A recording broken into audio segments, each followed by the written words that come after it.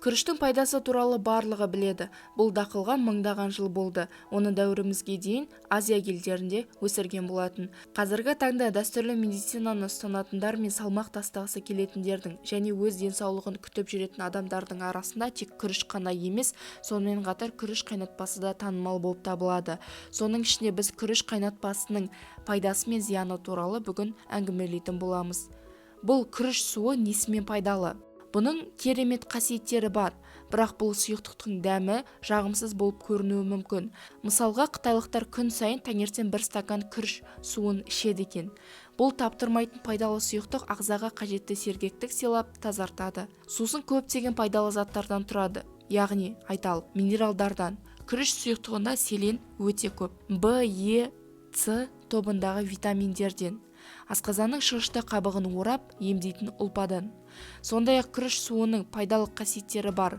Ол ағзаның ішкі энергиясын босатады, тері мен шаштың жағдайын жақсартады, зат алмасуды жылдамдатады, ағзаны уытты заттардан тазалайды, сусыздануды жеңуге көмектеседі. Дәрігерлер бұл күріш суының қасиеттерін баяғыда мойындап атап өткен болатын, бірақ оны аш қарынға ішуге болмайды. Себебі бұл сұйықтықтың өзінің қарсы көрсеткіштері бар, яғни тоқішектің қабынуы, іш қатуға бейімділік, жеке төзімсіздік. Егер сіз күнделікті тамақтану рационына дәнді дақылдардың қайнатпасын қосуды шешетін болсаңыз, онда дұрыс орындаңыз.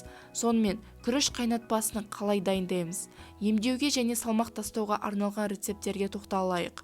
Күріштен сусын дайындаудың көптеген рецепті бар, бірақ қарапайымнан бастап бірнеше қадамдардан тұратын рецепттерде болады. Ең қарапайым рецепт бойынша дайындау. Кастрөлге 2 стакан су құйып қайнатасыз да, содан кейін оның үстіне 2 шай қасық күріш қосасыз.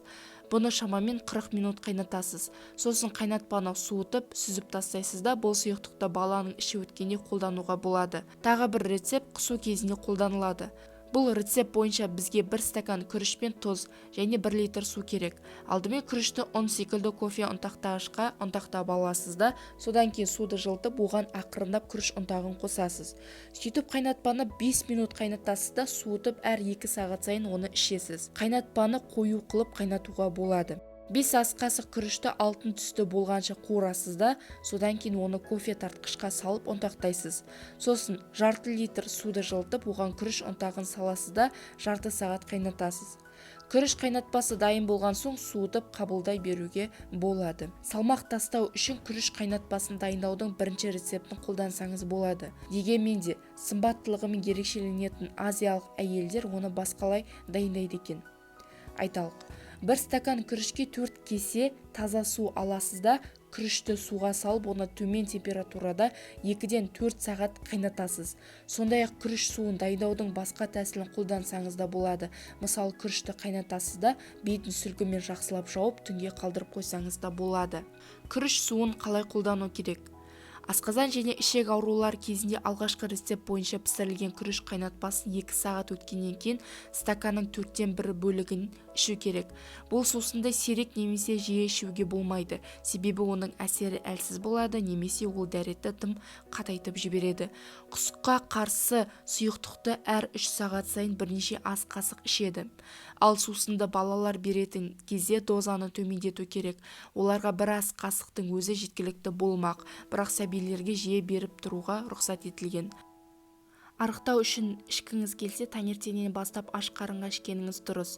Бұл ағзаға энергия беріп тазартады. Суды күні бойы тамақтанар алдында кішкене порциямен қабылдау ұсынылады. Егер таңғы асты күріш сусынымен ауыстыратын болсаңыз, аптасына 1 келі тастауыңыз әбден мүмкін. Күріш суын бетке маска ретінде де қолдануға болады. Ол үшін күріш суын теріге жағасыз да 15-20 минутқа қалдырып, содан кейін таза сумен жуып тастайсыз. Сондай-ақ күріш қайнатпасымен шаш жууға да болады. Сонда шашыңыз үлпілдеп, жылтырап тұрады. Көріп отырғандарыңызда күріш суы таптырмайтын сусын болып табылады. Ол ауру кезінде жақсы көмектеседі және барлық сұлулық салонының орнын ешқандай шығынсыз алмастырады. Азия елдерінің әйелдері бұл құралды көптен бері бағалағандары да таңғаларлық емес. Ал күріш суының ерекшелігі мұра ретінде қазіргі заманның сұлуларына да берілген болатын. Бүгінге айтарым осы. Сіздермен бірге болған Гаухар. Соңына дейін қарағандарыңызға рахмет.